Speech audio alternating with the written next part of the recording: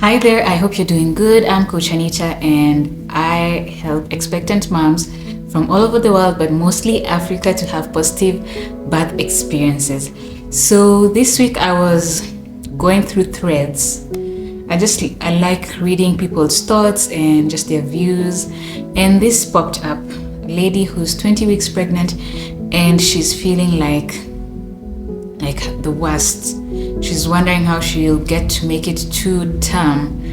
And I believe this is a feeling that most moms have. Sometimes they do not have the support system that they need to be able to share these experiences, these feelings out loud.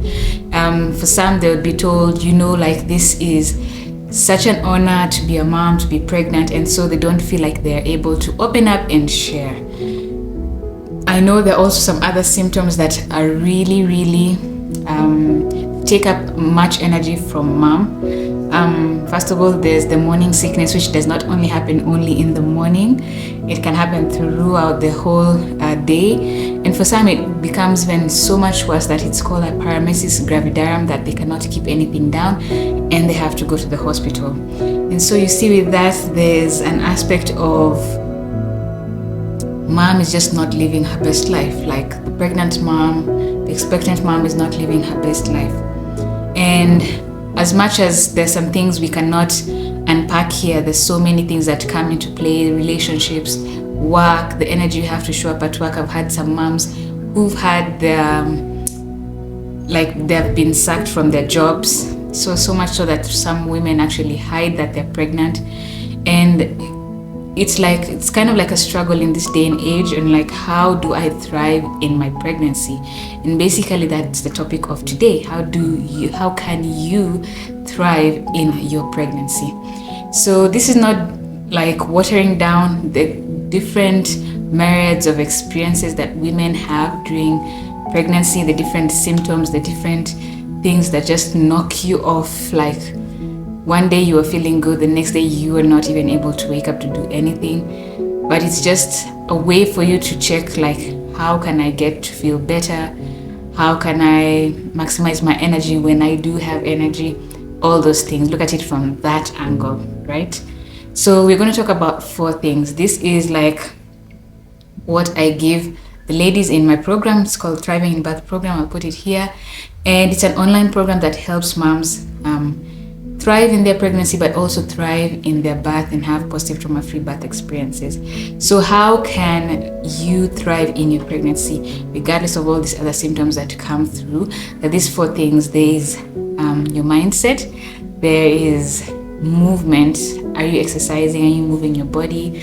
There is nutrition, of course. And then last but not least, there is sleep. So 4 things. 4 buckets of things you can look into as a new mom who's currently pregnant and is in the sense of I'm just struggling, I'm just surviving. I know there's some ladies who come to my DM and they're like, pregnancy is the ghetto. I am just surviving. I can't wait to give birth to my child because this is too much for them to handle. I tell them to look at these 4 buckets. What mindset? What are the stories you're listening to about pregnancy, about birth, about motherhood? This will help you have a shift, to give you a different lens on how you view your experience. It will give you hope in regards to getting to a place where you enjoy your pregnancy. It will shift your mindset from I can't make it another day, to let me see one thing that I can do that will make my day better. And I had this thing from somebody. She was just talking online, talking about a concept that her and her friend made up, that is called saving the day. One thing that saves the day. And the concept is that no matter how hard your day is, no matter how drag your day is, what's that one thing that you'll do that will save the day? Will you drink a nice hot cup of tea or a cup of milk chocolate? Will you talk on phone with somebody that you love that will lift your spirits up? Will you pick up a nice book and read, what's that one thing that you'll do that will save your day? So that's comes in the aspect of mindset. And of course, if you're someone who is spiritual, like, are you praying? Are you meditating on your Bible, on your words, on the words that are in the Bible? Are you having conversations that are positive? All of this will uplift you and help you actually thrive during your pregnancy. The second thing is movement. Are you moving your body?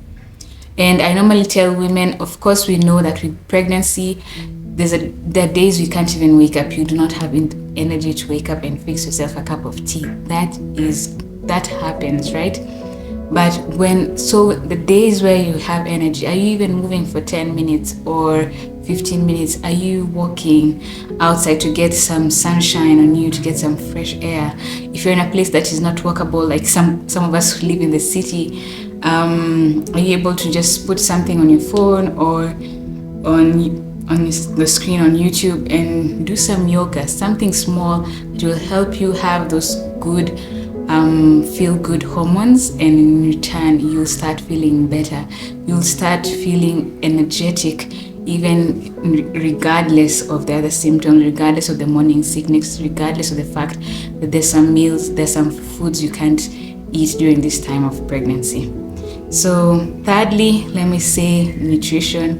And nutrition is tricky. First of all, we as women have interesting relationship with food.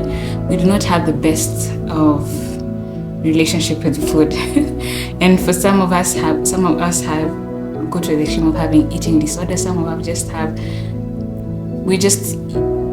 our relationship with food is not healthy, and so that can seep into your pregnancy. Some may find like, I don't want to eat because I'm getting more bigger. I do not want to, or some of us don't have the energy to cook, so we can't even have those nutritious meals, or we can't go to the supermarket to get those nutritious meals. So I tell ladies, if possible, if you have the finances to be able to have someone come and make for you the meals. Us in Africa, we do have people who support us in our homes to do some of the housework.